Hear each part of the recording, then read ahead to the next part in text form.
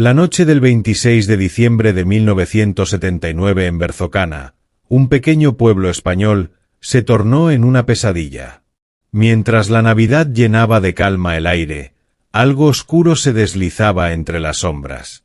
Eran casi las 11 cuando José Gilberto, un joven que trabajaba como criado, abrió la puerta de la casa de sus amos, permitiendo la entrada a Francisco, Monterroso, Cerezo y Primo Antolín. Todos portaban hachas afiladas y con un solo propósito: desatar el horror en ese hogar. La brutalidad comenzó de inmediato. Francisco y Monterroso atacaron a Fulgencio y Dolores, los amos de la casa, llevándolos a la muerte de forma despiadada. Pero la violencia no se detuvo. En la habitación de la hija mayor, Trinidad, Monterroso la mató, y poco después, Ana, también fue alcanzada por la misma furia. Pero el horror no terminó ahí. En otro rincón de la casa, Petra, la criada, y el pequeño José, el hijo de los amos, de apenas 9 años, también fueron víctimas. El niño, al despertar, vio a Francisco y, confiado, le preguntó: «¿Vamos a almorzar, tío Domínguez?». Pero la respuesta fue un ataque mortal con el hacha, acabando con su vida al instante. Una noche que cambió para siempre la tranquilidad de Berzocana. Bienvenidos a Nocte Horror. Soy León y veremos el increíble crimen de Berzocana, pero antes de empezar, aseguraos de suscribiros y activar la campanita para no perderos nada de lo que se viene. Así que, agarraos al sillón porque comenzamos. En el corazón de un pequeño pueblo se encontraba la familia Díez, encabezada por Fulgencio Díez, un próspero labrador. Junto a su esposa, Dolores Flores, y sus 5 hijos, Trinidad, Providencia, Consolación, Ana y el pequeño José, de tan solo 9 años, formaban una familia bien posicionada y respetada en la comunidad. Su hogar era un lugar bullicioso, donde trabajaban 5 empleados, incluyendo a criados y criadas que ayudaban a mantener su estilo de vida. Entre ellos estaban Antonio Sánchez Monterroso y Sinforiano Cerezo Serradilla, así como el mayoral Francisco Domínguez Cano, quien había dedicado 20 años de su vida al servicio de Fulgencio. Francisco también era padre de 2 hijos, Primo Antolín y José Gilberto, el último de los cuales tenía la misma edad que el pequeño José. También había 2 criadas, Petra y Petra Masa, la primera de ellas era interna en la casa. En diciembre, la familia Díez se preparaba para una de las tradiciones más esperadas del año, la matanza de los cerdos. Esta práctica, que simbolizaba la abundancia y la preparación para el invierno, reunía a la familia y a sus empleados en un ambiente festivo y laborioso. Fulgencio, junto a sus fieles criados, se embarcó en el trayecto hacia Logrosán, donde venderían los cerdos. El viaje, aunque lleno de trabajo, también estaba impregnado de camaradería. Los criados, que conocían bien los caminos y las costumbres del lugar, charlaban animadamente mientras caminaban, creando un ambiente de camaradería y unidad. Al llegar a Logrosán, Fulgencio y sus criados se pusieron manos a la obra, realizando las gestiones necesarias para la venta de los cerdos. Con la habilidad de un hombre experimentado, Fulgencio negoció con los compradores, asegurándose de obtener el mejor precio.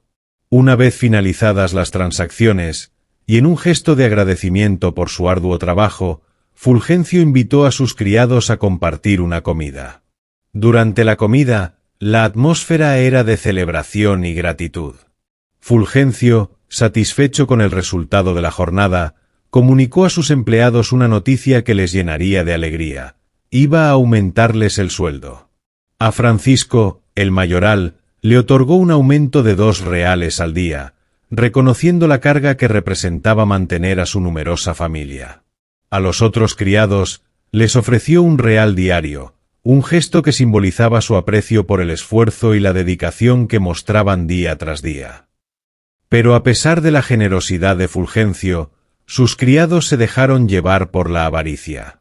Solo pensaban en el dinero recaudado por la venta de los cerdos, y en el camino de vuelta comenzaron a concebir una oscura idea: matar a Fulgencio para apoderarse del dinero. Sin embargo, había un obstáculo imprevisto: el pequeño José, el hijo de Fulgencio, que los acompañaba.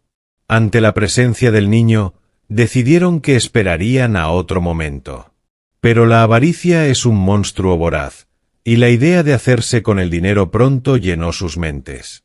La desesperación por obtener esa suma creció en su interior, convirtiendo su ambición en un deseo casi irrefrenable. No les importaría mancharse las manos de sangre si eso significaba conseguir su objetivo. Esa misma noche, Francisco, junto a sus hijos y los otros criados, trazaron un plan macabro. No solo acabarían con la vida de Fulgencio, su intención era exterminar a toda la familia. No dejarían cabos sueltos. Más tarde, en un gesto que evidenciaba la premeditación del crimen, José, el hijo menor de Francisco, fue instruido por su padre para que engranara con aceite las bisagras de la puerta, asegurándose de que no chirriaran. Una acción aparentemente inocente que en realidad ocultaba la inminente tragedia que se avecinaba. Cuando terminaron con toda la familia, el silencio se apoderó de la casa. Los criminales, temblando de adrenalina, huyeron rápidamente, sin darse cuenta de que la criada Petra había quedado con un trozo de la camisa de Francisco entre sus dedos, un pequeño pero crucial indicio de su culpabilidad. Se dirigieron a un molino de aceite cercano, un refugio oscuro y olvidado donde intentaron lavarse la sangre de las manos y los rostros. Mientras el agua arrastraba los vestigios de su atrocidad, sus corazones palpitaban desbocados, llenos de una mezcla de miedo y euforia. Con el botín en sus manos, se sintieron invulnerables. Habían logrado lo que habían planeado. Al abrir las bolsas, comprobaron la magnitud de su crimen. De la habitación de los dueños, habían sustraído 6.000 reales, fruto de la venta de los cerdos de ese día, además de otros 150 reales hallados en la habitación de su hija Providencia.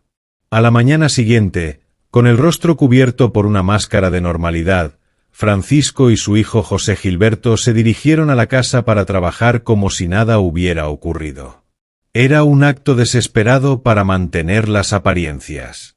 Francisco, intentando ocultar su nerviosismo, se dirigió a la casa, mientras José lo seguía, sin comprender del todo el horror que los aguardaba. La otra criada, Petra Massa, llegó temprano, confiando en que el día transcurriría sin incidentes.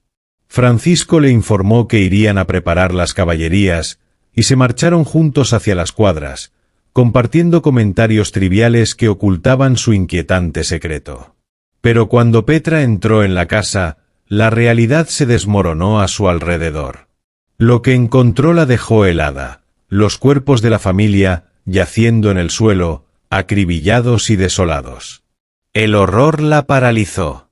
Con el corazón latiendo desbocado, salió despavorida, gritando por ayuda mientras llamaba a la Guardia Civil y al párroco del pueblo. La noticia del macabro crimen se esparció como fuego en el campo seco. En cuestión de horas, el pueblo entero estaba al tanto de la brutalidad que había tenido lugar. Nadie podía comprender cómo alguien había podido llevar a cabo un acto tan atroz. La policía comenzó la investigación, interrogando a todos los que pudieran tener alguna relación con la familia. El primero en ser llamado fue Manuel Rodríguez, el novio de Trinidad. En un momento de desesperación, su declaración apuntó hacia Francisco, quien también fue citado para declarar. Sin embargo, su actitud evasiva dejó a los investigadores vacíos, sin respuestas concretas. Pronto, llamaron a su hijo primo Antolín, quien, presionado por las preguntas, terminó acusando a Monterroso y Cerezo, aunque defendió que su padre no había tenido nada que ver. Pero lo que no contaban los criminales era con el trozo de la camisa de Francisco, una evidencia que Petra había retenido entre sus manos temblorosas. Este fragmento, junto con las incriminaciones mutuas que surgían en el ambiente, comenzó a desmoronar las coartadas, acercando la verdad a los investigadores y revelando el oscuro secreto detrás de aquel brutal crimen. Tras la brutal masacre, la justicia no tardó en actuar. Detuvieron a todos los implicados, y al día siguiente, fueron trasladados a la cárcel de Cáceres, acusados del crimen de 7 personas. Los nombres de los culpables resonaron en el aire: Antonio Sánchez Monterroso, Sinforiano Cerezo Serradilla, Primo Antolín Domínguez Serrano y Francisco Domínguez Cano. En la prisión, los acusados enfrentaron un juicio que atrajo la atención del pueblo. La sala del tribunal estaba llena de murmullos, y la tensión se podía cortar con un cuchillo. Finalmente, se dictó la sentencia. Todos fueron condenados a morir en la horca. Sin embargo, el destino del joven José Gilberto, el niño de apenas 9 años que les había abierto la puerta aquella fatídica noche, fue diferente. Fue condenado a prisión en un centro de menores, un rayo de esperanza en medio del horror.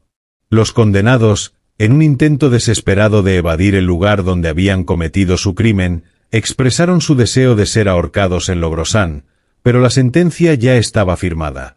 Su ejecución tendría lugar en la plaza de Berzocana. Antes de que el día de la ejecución llegara, las familias de los presos fueron evacuadas del pueblo, trasladadas a municipios limítrofes como Logrosán, Zorita y Guadalupe, en un intento de protegerlas del inevitable escarnio público.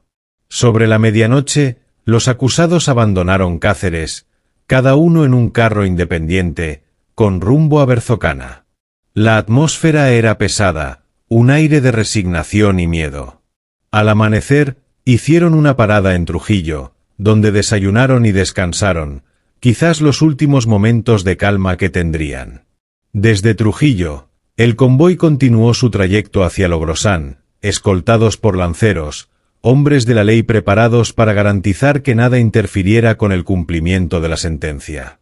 Al llegar a Logrosán, fueron instalados en la alcaldía, donde les ofrecieron una cena sencilla antes de pasar la noche, sabiendo que el día siguiente sería el último para ellos. Por la mañana, bien temprano, cada uno de los condenados fue montado en un burro. La imagen de su desdicha era un recordatorio de lo que habían hecho. Escoltados por 6 guardias civiles, los burros avanzaban en fila, separados entre sí por unos 10 metros, mientras los lanceros abrían camino. La escena era digna de un relato trágico, un desfile macabro hacia su inevitable destino en la plaza del pueblo, donde la justicia se cumpliría ante la mirada atónita de aquellos que aún no podían entender la magnitud del horror que había tenido lugar. Por la tarde, alrededor de las 6, la caravana de reos finalmente llegó a Berzocana. En la plaza del pueblo, se había montado la estructura que les daría muerte, un macabro recordatorio del horror que habían cometido.